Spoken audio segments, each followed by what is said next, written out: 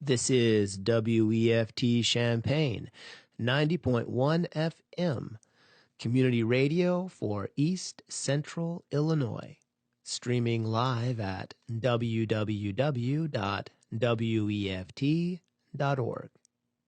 The views and opinions expressed here are those of the speakers and do not necessarily represent those of WFT, its board of directors, associates, its station manager, or Prairie Air Incorporated.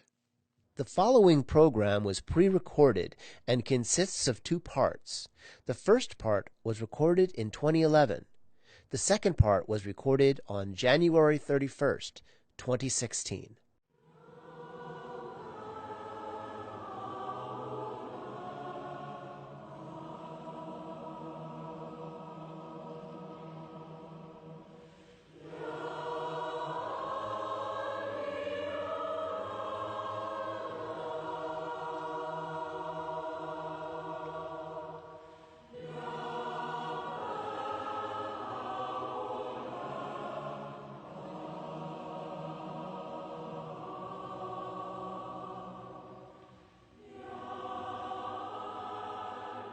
Welcome to Weekend Heartbeat. I'm Sean David, and this is a new lamp.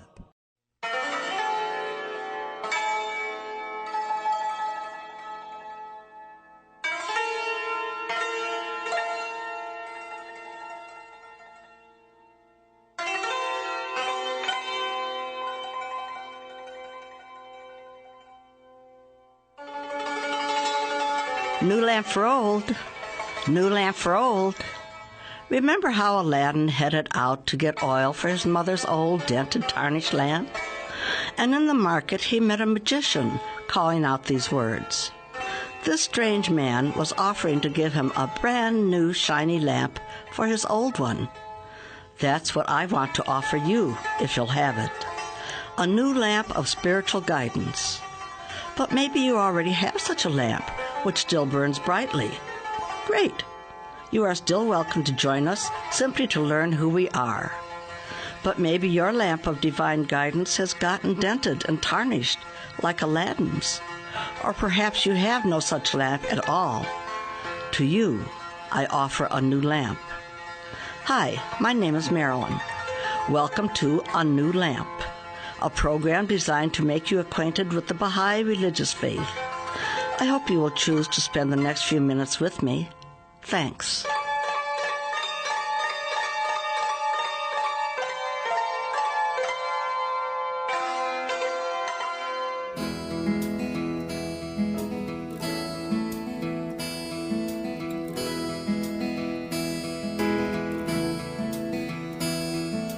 Life, so they say, is but a game and they let it slip away. Love, like the autumn sun, should be dying, but it's only just begun. Like the twilight in the road up ahead, they don't see just where we're going. All the secrets in the universe whisper in our ears. All the years will come and go, take us up, always up. We may never pass this way again. We may never pass this way again. We may never pass this way again.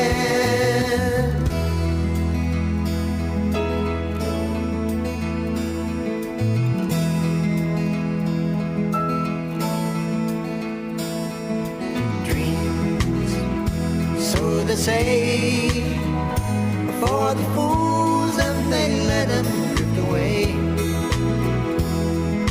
Peace, like the silent dove, should be flying, but it's only just begun. Like Columbus in the olden days, we must gather all our courage, sail our ships out on the open sea.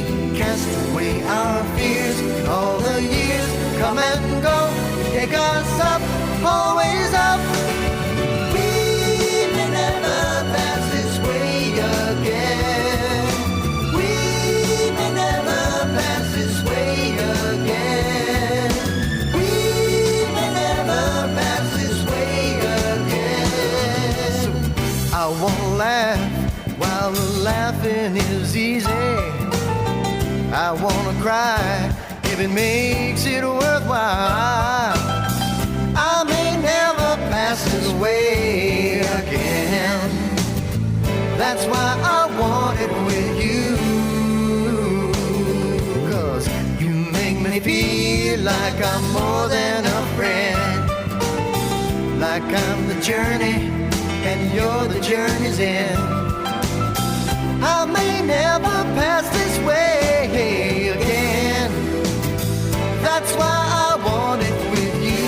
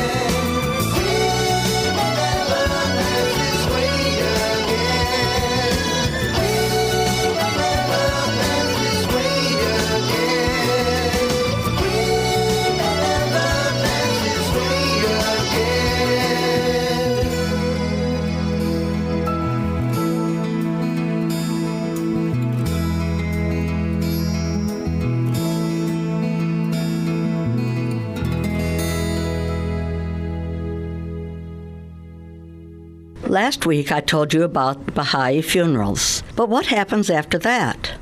Are we simply dead and that's that? Or is there a hereafter? Yes, we believe in a hereafter, which we refer to as the Apa Kingdom, or All-Glorious Kingdom. Heaven and hell, these are only symbols of the condition of the soul. Actually, we can experience both in our earthly existence. The nearer we are to God, as we diligently search for His truth, the more like paradise even this dismal world can seem. The person who separates himself from God is likely to be the one to say, "My life is hell." Hell is life away from God. So as we leave this earth, we will either rejoice for the joys that are beyond description, or will wail and bemoan lost opportunities as we find ourselves at a far distance from our Creator. Our souls come from God and return unto Him. Our soul's journey begins at the physical conception of our bodies. As the time in the womb is a time of being equipped for the outer world, so is this short span of our physical lives a time for spiritual preparation for the eternal life in the spiritual world, which in our current state is beyond our comprehension, just as it was in the womb. The trials of life are what bring spiritual growth. That is why bad things happen to good people. The lessons best learned are those that require struggle. Life ain't no bowl of cherries for any of us, sweetheart. We are told that even without our physical bodies, we will recognize each other and will be in company with the great heroes and heroines of God. I imagine we have all thought at some time that if so-and-so is going to heaven, I don't want to be there. How well do we really even know that person who is closest to us? Why does he or she behave in such a fashion? Well, on this earth, we can't really know. I would think love and forgiveness will come easier when we see each other as God sees us. I have been fascinated by the way people of some religions light candles and say prayers for the dead. I always felt like once we left this world, we had either succeeded or not, and after that, too bad. Not so, says Baha'u'llah. Not only can we pray for our deceased loved ones, but they can pray for us. What a comfort. Why should we do that? Because the soul's journey continues through eternity so that we draw closer to God. Can we reach God? No, the great being is unapproachable even to His chosen manifestations. There is a point at which God says, "This far and no further." After my little 5-year-old daughter died many years ago, I dreamed she was playing in a garden. She had no desire to return to earth. What a beautiful symbolic gift this was to me. Though our main goal should always be nearness to God, yet what a wonder to think I will know my little one again. The short obligatory prayer says this: I bear witness, thou hast created me to know thee and to worship thee. For this were we born.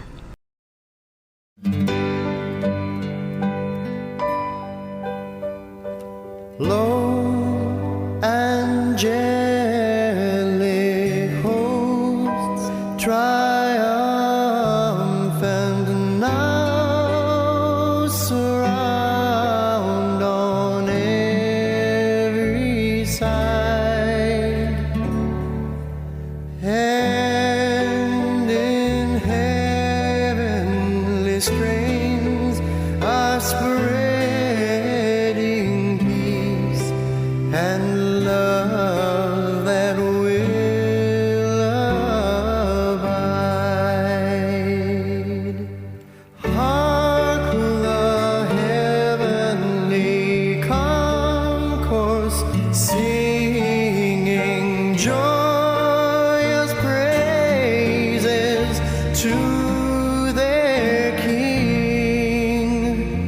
Lift your voices now and join them and love's benediction sing, and love's benediction sing. May God's love now o'er us as a dove with outstretched wings, while His peace that flows around us to each heart sweet comfort brings. May we now receive His Spirit and its radiance shed afar, now and here in love abiding in the realms of El Abha. May God's love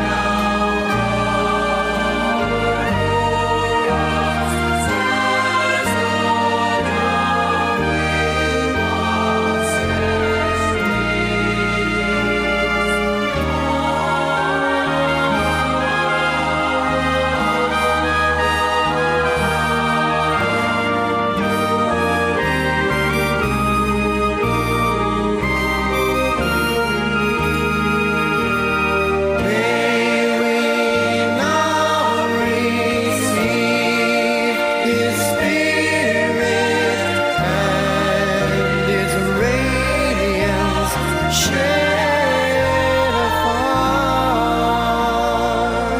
now and here in love abiding in the realms of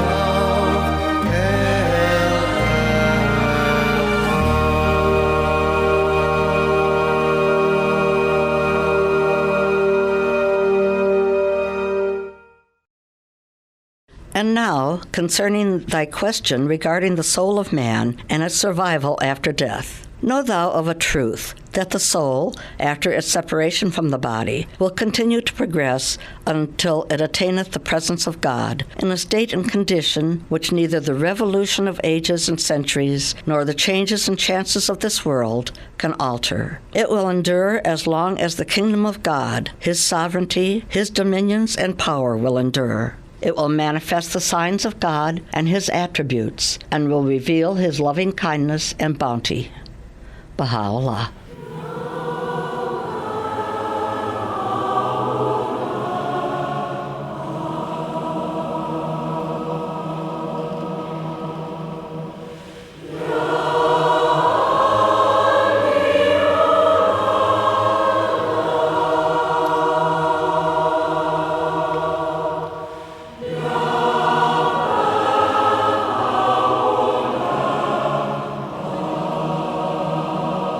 Thanks so much for being with me this morning. I hope you have found a blessing during these few minutes. If you want to learn more about the Baha'i religion, you can go online to www.bahai.us. To contact me, my email address is anewlamp@yahoo.com.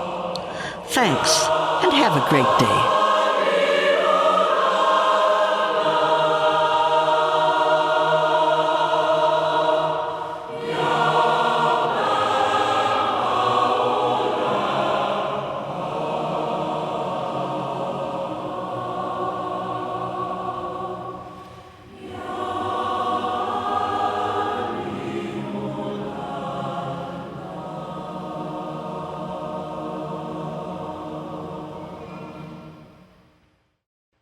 Welcome to A New Lamp, and our guests for today are Renee and Halim Beere.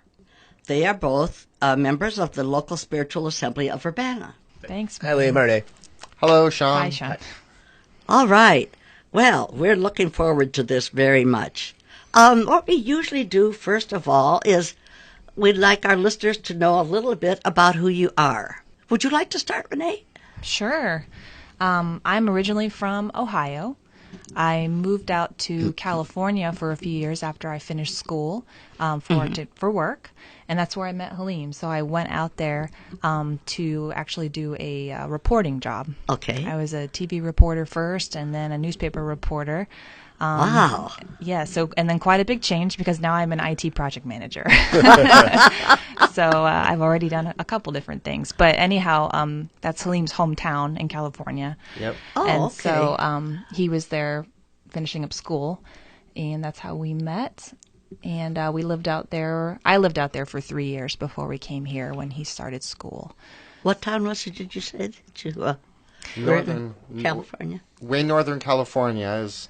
Some people think San Francisco is Northern California, but for myself and those from my hometown, we think that's kind of funny because San Francisco is more Central California. Northern California, Eureka is on the coast in Humboldt County in the middle of the redwood forests. Really? So, yeah, it's a beautiful area. Ooh.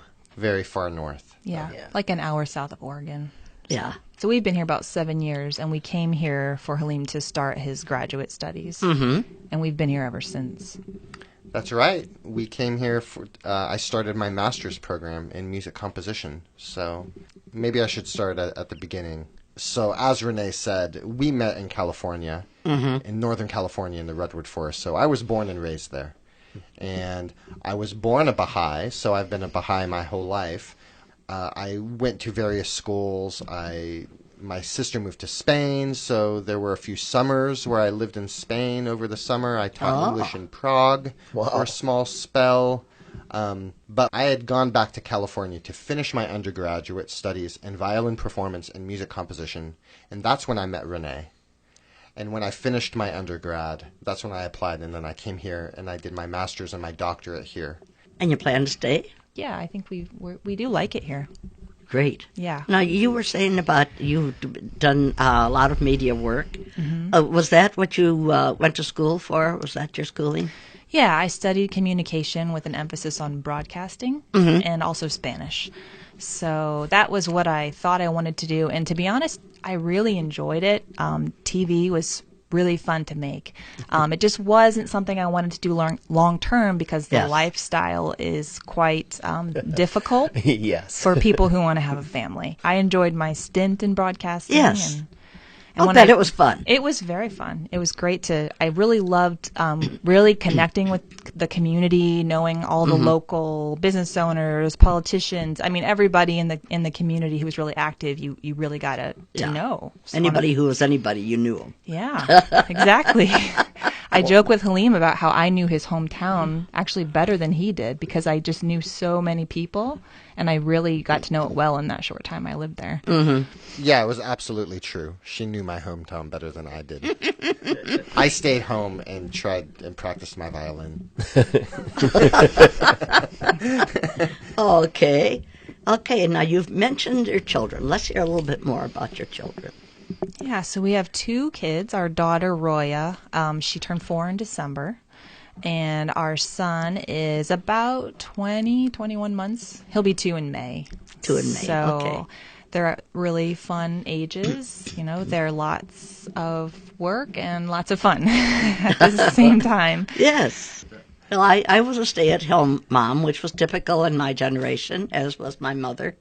And so though eventually I went out into the career world, but there's a lot to be said for being at home with the children. And I'm sure you have to make accommodations to be able to have the time and energy, Renee, to be able to spend with your children. Yeah. You're yeah. working full-time. Yeah, I think we've come to that conclusion. I don't think before we had kids or when we were brand new parents, we really realized how much we value that time with our kids, and how we really like that we've always had them only in part-time care, or now Right. Helene being home with them all the time. We just really find that that's important. I don't know that we thought that before we actually had them. Somebody else isn't raising them. Right. Yeah. So that works for us. And I know for everybody, there's different situations and different things work for different families. But I think that's the conclusion we've come to is we're Sure. really fortunate and really happy to have Helene at home.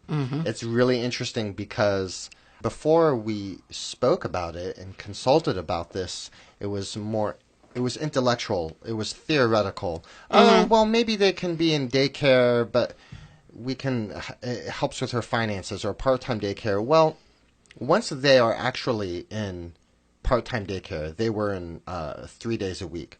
It blew our minds on a day when they went to daycare. I felt like half of their lives were suddenly hidden away from us. And that's really difficult. What's happening during that time? You ask the teachers, how did they do? And they say, oh, she had a good day.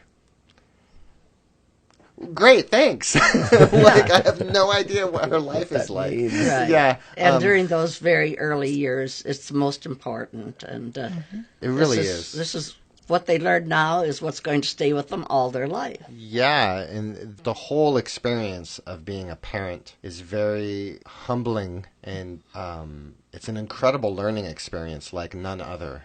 And I say incredible to also mean frustrating and joyful and exciting, and all of these things. But they're definitely very difficult aspects. But I think lots of people understand how sometimes those difficult things in life can be the most rewarding. Right. They could be the things that induce the most growth. And I think parenthood very clearly falls in that category.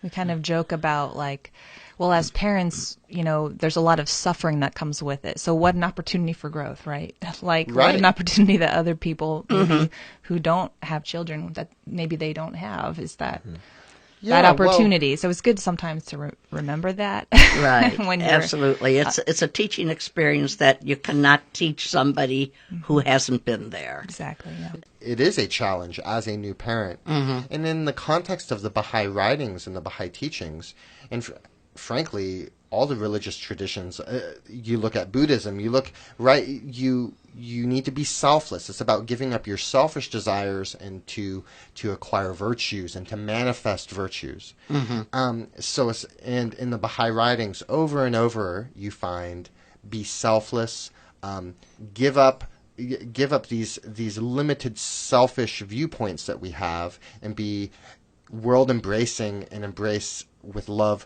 humanity and the interests of the world. And it's difficult. That's a difficult growth process. It's something that we all struggle with.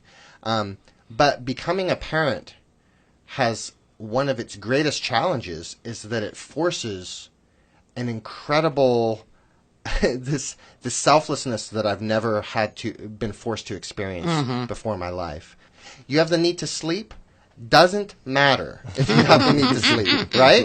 Guess what? That's right. If your newborn infant has a need, you will sacrifice that need to sleep in order to provide for the needs of that child. And this happens at every turn. And that process of selflessness clearly isn't fun. But from the viewpoint of the Baha'i writings and the religion and spiritual growth, one realizes, wow, well, what an amazingly painful spiritual gift, right? It's difficult and it's incredible, the kind of selflessness that it makes you go through, the sacrifices that a parent must endure for their children. And frankly, it's a perspective that I try to remind myself of. Because again, it's not necessarily simple. All growth is painful. That's Yeah. true. Yeah. No matter what. And people who choose not to have children for whatever reason, they are going to miss part of a growth portion of their life that I don't know where else you'd pick that up. So I can't blame people for not having children. We just heard the program on life after death. We're looking at eternal life, right? We're looking Right. at the life of the spirit that will continue on long after the mortal frame has disintegrated. But again, spiritual growth is not the short-term benefit. It's not instant gratification in a world full of instant gratification. Spiritual Right. growth is the long term, right? And having that long view is sometimes it makes the short term decisions a little bit more difficult. You sacrifice certain things in the short term. Oh, well, hey, you started to say something about your Baha'i history. I know you've got an interesting story. Renee, why don't you tell us about how it happened that you found the faith and how he was involved? Sure. Well, I grew up, like I said, in Ohio, a very strong Catholic area, and I grew up a Catholic, and I felt pretty content, I thought, as a Catholic. So when I moved out to California, I found a Catholic church, and as a young, single person at that time, I had time on my hands, so I was trying to find ways to volunteer and be active in that church. Though I found I was kind of struggling to find a place where I really fit in. I tried a few things. I was a youth group volunteer, I think. That was kind of the main thing I was doing. And I was doing that, and I just, I always I didn't know it at the time. I couldn't have identified it at the time. But in retrospect, I was always sort of searching for something, searching for a place to fit in, or I just, I kind of just felt like I never quite found that. And I wouldn't have said I was dissatisfied as a Catholic, I don't think. I had a pretty good experience, but in retrospect, it's like, no, but I knew there was more. And I just didn't know what. Yes. And so anyhow, that's kind of the backstory. And what happened then was I met Halim, and, we became friends and started hanging out. And he, of course, being raised Baha'i, told me about the faith. Very, very generally. Well, I might interject for a second here. Sure. So I was raised Baha'i. However, when I was in, I think, 7th, 8th grade, my parents separated and they divorced. And of course, at that point, I'm the youngest of 3, and I was getting to that age where I was becoming more independent around 8th grade. So it was a natural transition where all of a sudden everyone was doing their own thing, and religion stopped being the center of our family life.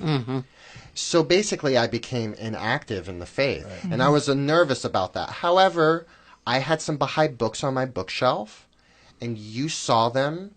Well, I remember asking you about your religious background. And okay. And so you gave me kind of an intro, and I was like, "You're what?" As lots of people, they've never ever heard of the word Baha'i, and it's just like, "What is that?" And you're describing it to me a little bit, and I'm like, and I think you said it's like being Christian, and I'm like, that doesn't sound like Christianity. And you're like, well, it's not. I remember we had a very funny conversation where I was just trying to piece it together, and you were trying to explain it, but you were trying to be very gentle and kind of not. You were being very cautious, yeah. I remember being very cautious. And so it piqued my interest. We really didn't talk about it very much that initial time, but as Halim said, he had a lot of Baha'i books and things at his house. And so basically I would look at them, and I decided to read Release the Sun. I don't remember. I think you maybe recommended it to me, which is a short history of the early years of the faith. And when I read that book, I just knew it was true. It just really spoke to me, and I kind of thought, wow, like I want to know more about this. And so what I ended up doing was, Halim is, a Baha'i, but not super active at that point. Right. And so I decided to call up the local community and go to a fireside. Like I wanted to know. And let me explain that we're in my hometown. Right. I had moved away and gone back to my hometown. So they were all the local Baha'is I hadn't spoken to in years, but I knew my entire childhood. I grew up with them, and I hadn't spoken to them for a while. So when Renee contacted local Baha'is, I was like... Well, they all knew Halim, yeah. They all knew me, but I hadn't seen them in many years, Yes. right? Because I wasn't active in the community. So basically, I called and left a message, and they called me back and invited me to a fireside, and then I invited Halim to the fireside. So I think... Invited you back to your old place. Yeah, and I think the rest is history, really. It was just kind of funny. We joke about how you taught me the faith, but then... Well, I don't feel like I can say I taught Renee the faith because she brought me back to the faith. So You introduced it to her. I told her about it, and then she taught me the faith back. And That is really neat. That is so neat. very thankful for that. Yes. Yeah. And I think a lot of us find the faith in just the way you were saying that. I mean, I had been a Protestant Christian for all my life, but also knew there was something I kept thinking, is there an underground church someplace that I'm not finding, you know? Yeah. But you know, as soon as you pick up whatever it is you've picked up, that, my gosh, there it is. Just what I've been looking for. Yeah. It's a wonderful thing. And I think like most or many Baha'is who were Christians before, of whatever denomination, it's such it's so exciting. It's so exciting to find the faith, and all of these pieces just fall into place as far as progressive revelation, you know, and recognizing all the manifestations of God from the other religions, and Baha'u'llah's word being the revelation for today, you know, and unity, the message for today. It just made perfect sense, and I felt so much closer to Christ than I think I ever did as a Christian. You know, I've heard other people say that, and I felt that too. He suddenly had more meaning. Yes. It's one thing to believe, it's another thing to feel, to experience. Yeah, absolutely. And yes, finding Baha'u'llah, just all of a sudden you've found Christ also. It's a strange thing. And a joy. Oh, absolutely. A real joy. Now, let's see. We've heard about some of the things you have done. And Halim, your place of expertise is music. Yeah. So I've played violin for much of my life, but when I studied music in college, and even before I entered college, but when I started studying, it was clear I wanted to study composition. I still played violin. I picked it up once in a while, but really I studied composition, and that's what I enjoy. I compose. I love music theory. This shocks some people sometimes to know that I actually like the music theory. I do actually love it. Genuinely. He is into music. Yes. Without irony, I like music theory. And it's interesting because, you know, new music, or it's a very general term, but the kind of composition you study in the academia, in college, when you're studying composition, they're very eager to expand the ears of their composers. So you end up getting lots of music that can sound very strange and very alienating to some people. I've heard it described as plinky plonky by some, which is a rather hilarious description. Very abstract. Sometimes I've heard it described as unlistenable, right? As music that's not meant to be listened to, but to be studied. But there is a lot of new music that is very engaging and really is very gripping, but is still trying to break some sort of barriers and to not simply dwell in this traditional world of what is popular music, right? Or even the Mozart or Beethoven sound. And as a Baha'i, where it says that music can be a stepladder for the soul. Yes. The music can help lift us up. I don't think it's at odds with the academia, but it can be difficult, right? Where, as a composer, I've always wanted to find music that can be uplifting and can really be a support for the spirit. But in the academia, it's very much an intellectual exercise. Yes. So as a Baha'i and being in composition, I mean, I still learned the things that they encouraged me to learn, and I still studied these systems of composition, and frankly, I found them incredibly interesting. But as far as finding my own voice, it's always been a struggle, because I've never been satisfied with just having some mathematical system that's really intellectually stimulating, but doesn't necessarily speak to the heart. Right. So as I've been composing, it's been a struggle for me to find ways that I can put that into my composition and yet still be successful academically. Shall we listen to an example? That would be great. What have you got for us today, Halim? Yes. I think we can listen to a section of a piece that I wrote called The Fowler. And this was one of the first major compositions where I really made an attempt to embed my Baha'i faith somehow into the music. Now, how one does that, there's a lot of liberty. Well, in this case, it was a piece I wrote for that was in memory of a friend of mine who committed suicide. I knew him in high school. It was shortly after we had graduated high school that he committed suicide. Oh. And at the time, I had written some simple melodies on the piano. Frankly, all of those things that I'd written at that time, I'm embarrassed about. But anyway, when I wrote them, they were my best attempts. And they were pretty simple, but I thought that they were pretty, and I showed them to lots of my friends.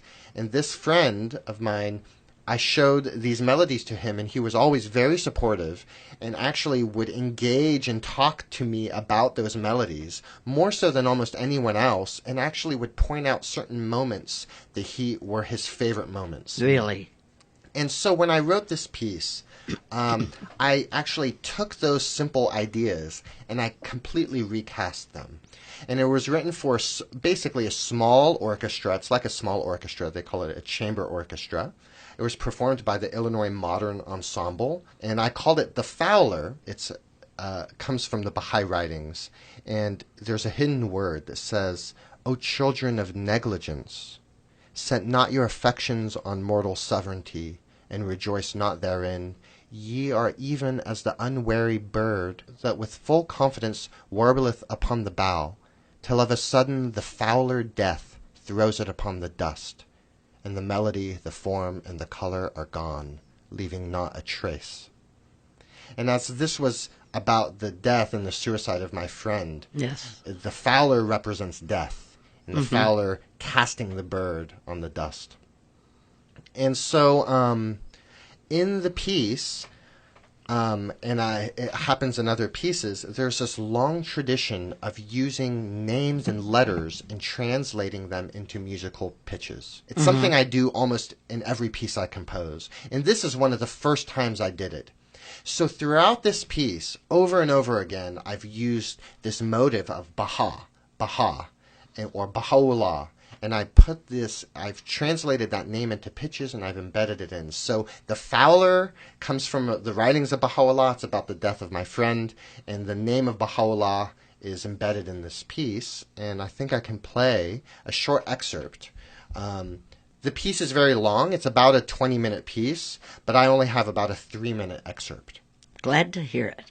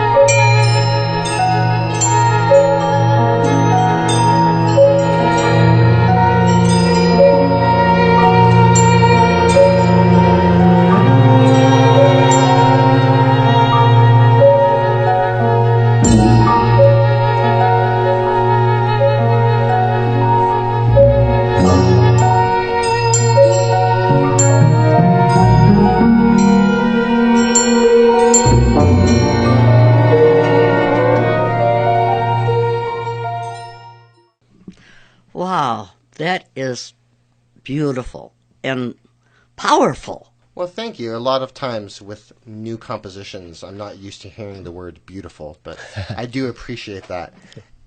In my years, it's music that has always been what has brought me closest to God. And to have some sort of a program without music is like somebody left out the soul. It's just, that's...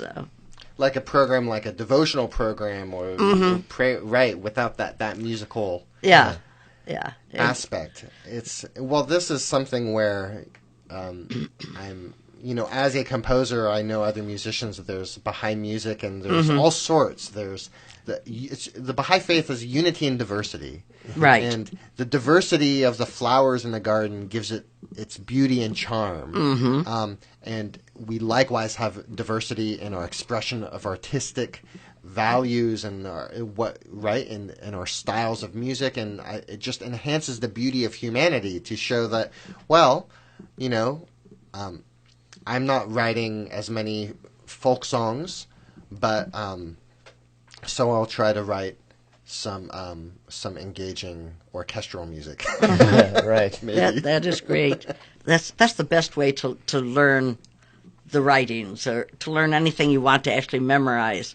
Have it in music. It's so easy to memorize. That's something that we've really been trying to do with our kids, Yes. I think one thing, Halim has an incredible memory. You have so many quotes and so much of the writings memorized from your exposure as a child, because your dad was a very good teacher, and your dad was interested in memorizing that and really taught that to you. To this day, it still impresses me how much you really remember and how much he really knows. So we're trying that. Hopefully we'll succeed at getting Roya and Darius to learn some of the writings. Yes. And music is a great avenue to do that, because it just sticks with you. Absolutely. When it's in a song. And sometimes I find him even reading something, and then all of a sudden, actually I know that part set to music, and I kind of hear it play in my head. But it's effective.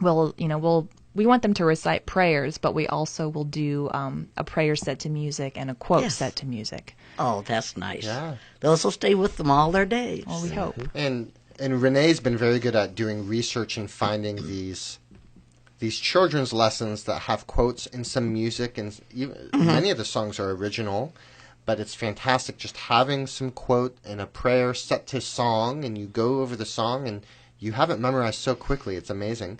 I take some of these songs that Renee's found, but I'll find other songs, and I just find children's books, and I try to choose a virtue. And the idea is you have songs and some stories, but you just choose a virtue: kindness, generosity. But I'm actually careful to try not to put too many things about even God in it. Of course, I'm fine with it. But there are other parents who maybe they aren't part of a religion. Maybe they're a little more suspicious. But all of them appreciate when we have a children's class and we sing songs about helpfulness. Yes. And we read stories about being helpful.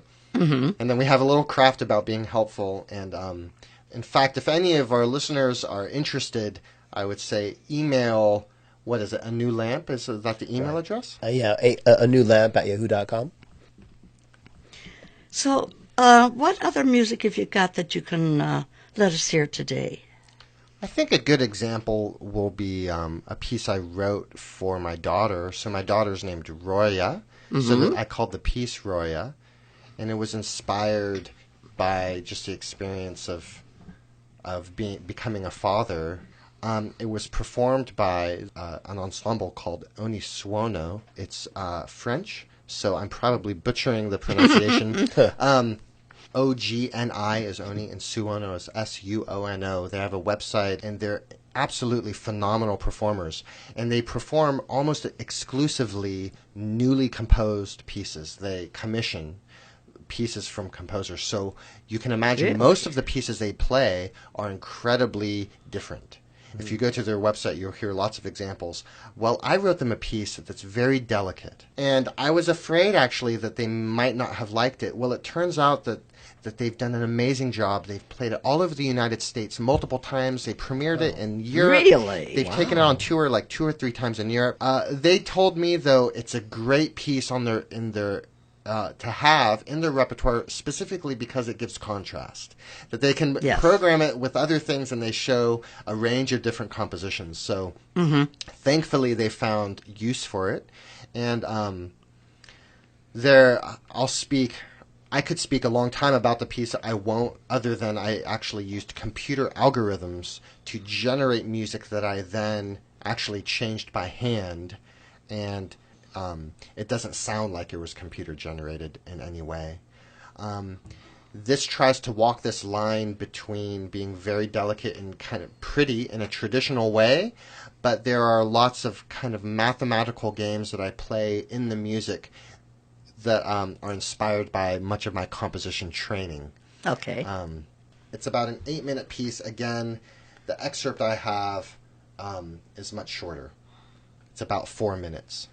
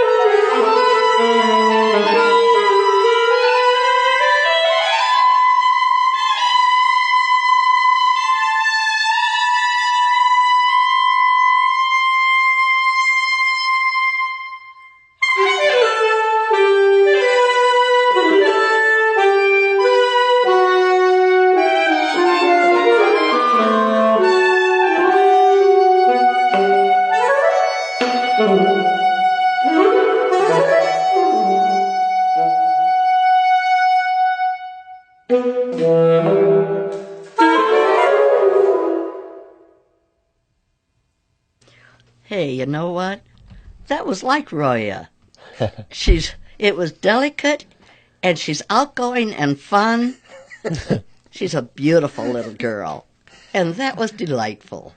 Thank you. I appreciate that. It was inspired by her, so that's part of. Well, there are aspects of her personality that I wasn't aware of when I wrote the piece. But part of it was there was a little bit of rambunctiousness. Yes, there. I was going to say. Oh, yes. I'm hearing is a rambunctiousness. Yeah, so there's it alternates these swings in the piece between delicate and actually much more simple idea. I take this simple idea and I repeat them all during these very calm, delicate sections with moments of silence in there. So it's written into the music to pause and to let the sound die away so that there's silence. And then it always swells up again with these activities that end up becoming a little more rambunctious. Right. So. We have enjoyed so much having you folks with us today.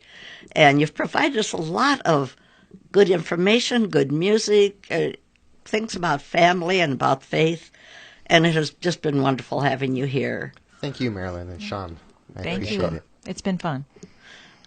We like to finish up the program with readings from the Baha'i Faith. Would you join us for those? Yes, of course. Absolutely. God has not created men that they should destroy one another.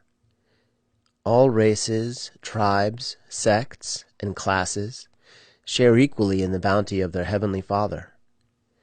The only difference lies in the degree of faithfulness, of obedience to the laws of God. There are some who are as lighted torches. There are others who shine as stars in the sky of humanity.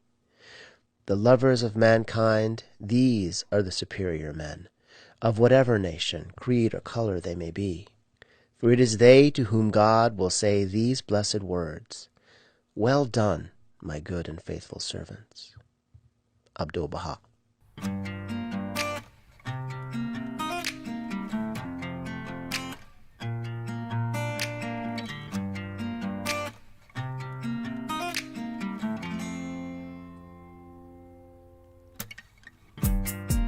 Oh my God, oh thou forgiver of sins, yeah, bestower of gifts, dispeller of afflictions.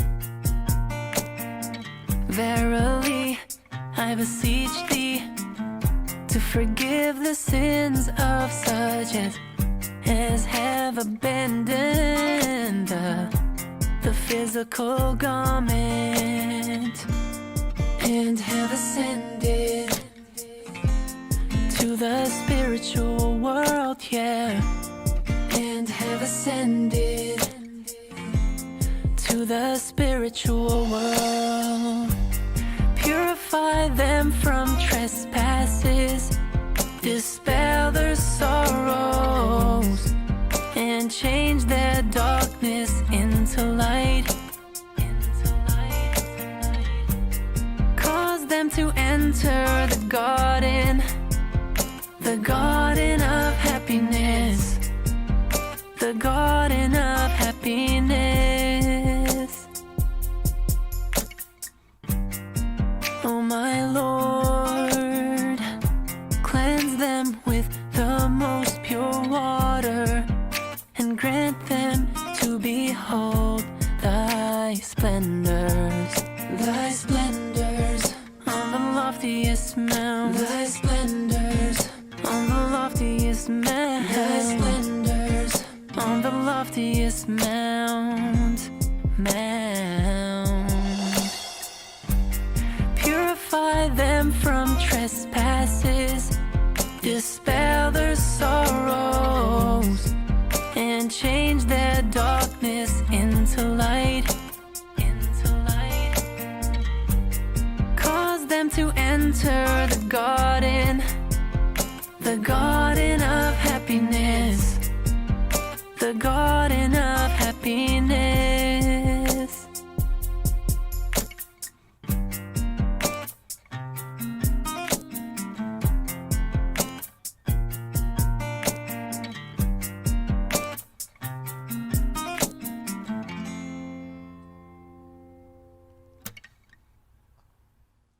There can be no doubt whatever that the peoples of the world, of whatever race or religion, derive their inspiration from one heavenly source and are the subjects of one God.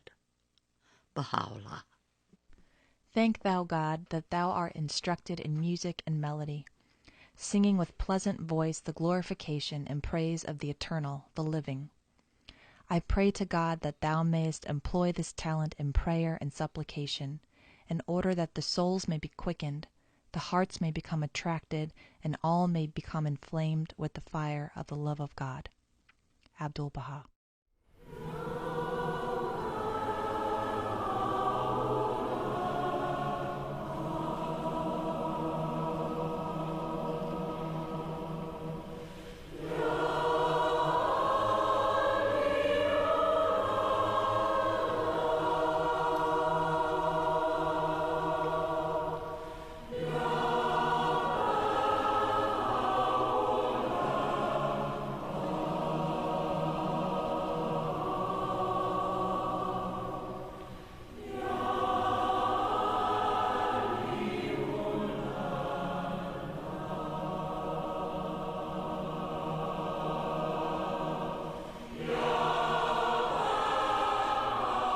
To find out more about Baha'i events taking place in Champaign-Urbana, or if you'd like to listen to previous NewLamp programs, you can go online to www.cu-bahai.org.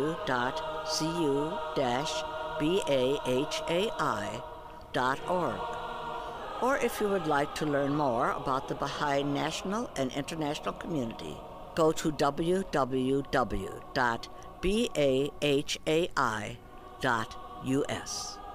Thank you again for joining us today.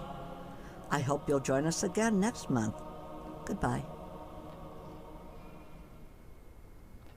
Thanks for listening to this week's Weekend Heartbeat on WEFT Champaign 90.1 FM, Community Radio, Champaign-Urbana, Illinois, streaming live at www.weft.org.